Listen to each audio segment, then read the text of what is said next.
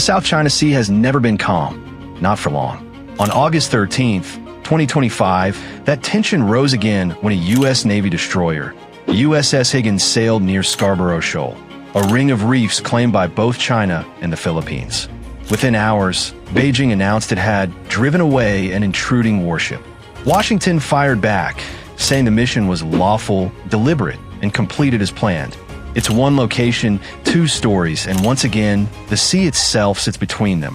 Before we dive in, hit like, subscribe, and ring the notification bell so you never miss a deep dive from Naval Brief. Scarborough Shoal looks small on a map. Just coral, sand, and shallow reef barely above the waterline. But beneath those waves lies one of the world's most contested flashpoints. It sits inside the Philippines' exclusive economic zone, about 120 nautical miles off Luzon. Under international law, that makes it Manila's to fish and develop. Beijing, however, draws its sweeping 9-dash line as a boundary around the entire South China Sea, including this reef. That's why U.S. Navy ships operate here under Freedom of Navigation Operations, or FONOPs. Missions meant to challenge what Washington calls excessive maritime claims. Beijing calls those same missions provocations. Every transit becomes a test of how far each side is willing to push without firing a shot. At 14:37 local time, the USS Higgins, DDG-76, entered waters near Scarborough Shoal. Chinese radar stations along Hainan and the Paracels picked it up immediately. Within minutes, two PLA vessels, likely a Type 052D destroyer and a Type 054A frigate, began to shadow the American ship. Radio calls followed. You are entering Chinese territorial waters. Leave immediately or bear full responsibility for your actions. The Higgins stayed silent and steady, standard Navy protocol. No course changes, just presence. Soon after, Beijing's Southern Theater Command went public. It accused the USS Higgins of entering Chinese waters without approval of the Chinese government, and said its naval and air forces had monitored and drove away the destroyer. The language was deliberate, meant to project control and send a warning to others watching. On the U.S. side, officials confirmed the ship's presence but rejected Beijing's version entirely. A Navy spokesperson said the transit was conducted in accordance with international law, specifically under the right of innocent passage in the United Nations Convention on the Law of the Sea, even though the United States is not formally a party to UNCLOS. To Washington, it was routine, a standard patrol. To Beijing, it was deliberate defiance in their own backyard. The Pentagon called it a lawful transit, a message that U.S. warships will sail wherever international law allows. Beijing fired back its own message. Not here, not without consequence. And in disputed waters, routine is never simple. The USS Higgins is a Flight II Arleigh Burke class guided missile destroyer, 155 meters of steel and sensors. It carries Aegis combat systems, SM-2 and ESSM interceptors, Tomahawk cruise missiles, Harpoon anti-ship weapons, and Phalanx CIWS guns that can shred incoming threats at 4,500 rounds per minute. Across the water, China's Type 052D destroyers and Type 054A frigates are built to match.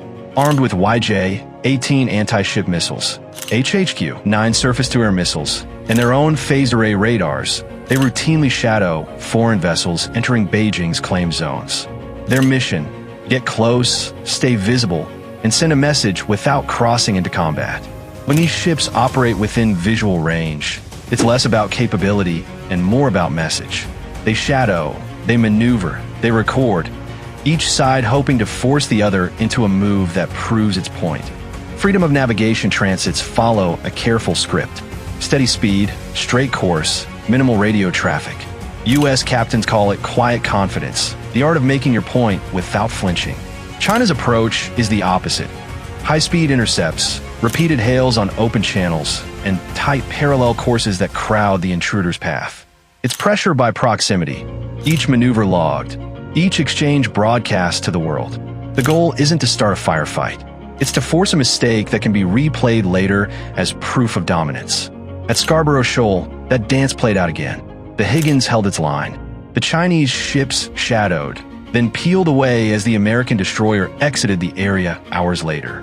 No shots fired, Just 2 destroyers separated by a few hundred meters, and 2 governments separated by miles of politics. Under UNCLOS, coastal nations control the first 12 nautical miles from their shore as territorial waters.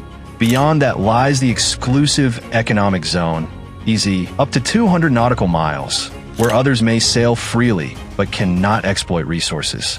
In 2016, the Permanent Court of Arbitration in The Hague ruled that China's 9-dash line has no legal basis. It also found that Scarborough Shoal, being uninhabitable, cannot generate its own EEZ. Beijing rejected that verdict and doubled down, deploying Coast Guard cutters and militia boats that now maintain a near-constant presence around the reef. So when an American destroyer shows up inside that zone, Beijing sees an intrusion. Washington sees law enforcement. And Manila, caught between its security ally and its powerful neighbor, sees another storm brewing over its fishing grounds. The August 13th encounter didn't come from nowhere. In the weeks before it, Chinese ships had been conducting daily patrols around the Spratly and Paracel Islands. PLA Air Force flights had crossed into Taiwan's and the Philippines' air defense zones. Early that month, Beijing ran amphibious landing drills and missile tests in the South China Sea. Days later, the Philippines and India carried out their first joint naval exercise, signaling a tightening network of regional partners opposed to unilateral Chinese control. So when a Higgins appeared off Scarborough, it wasn't random. It was the next step in a months-long pattern of shadow moves and public messages. China's official statement claimed its ships warned away the intruder, emphasizing the phrase across every state outlet. That language is strategic. It projects confidence to domestic audiences and signals deterrence to foreign ones. The U.S. statement, by contrast, avoided drama. Officials confirmed the operation, refused to specify the ship's exact route, and quietly dismissed China's version. No imagery, no radar data, no release of close-quarters footage from either side. That silence is also strategy, proof that the real battle is about narrative control as much as territory. How close did the ships actually get? How many Chinese vessels were involved? Were aircraft overhead, or just surface contacts? Neither side released the answers, and that's typical. Footage exists, but it only appears when it serves a purpose. Without it, the world sees 2 versions of the truth.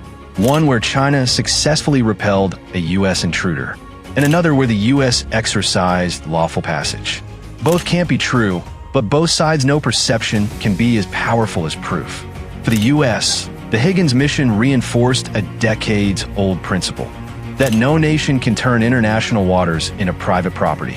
For China, claiming to have driven the ship away reaffirmed its message that the South China Sea is under its watch. Neither side blinked, neither side backed down, and neither side can afford to. Because the fight over Scarborough Shoal isn't really about a reef. It's about who defines the rules of the sea. Each close pass like this adds another layer of risk. It shows how easily a routine patrol can become an international incident. All it takes is a misread signal, a wrong turn, or a moment of pride on a crowded bridge. The next time may not end as quietly. The Scarborough Shoal standoff is just one small moment in a larger struggle, a slow-motion contest for control of the world's busiest sea. So what do you think? Do these encounters make open conflict more likely? Or are they simply the price of keeping strategic waters open? Drop your thoughts below. Thanks for watching this Naval Brief. If you're all hands on deck with maritime conflict, naval power, and defense analysis, subscribe and stay mission ready for the next briefing.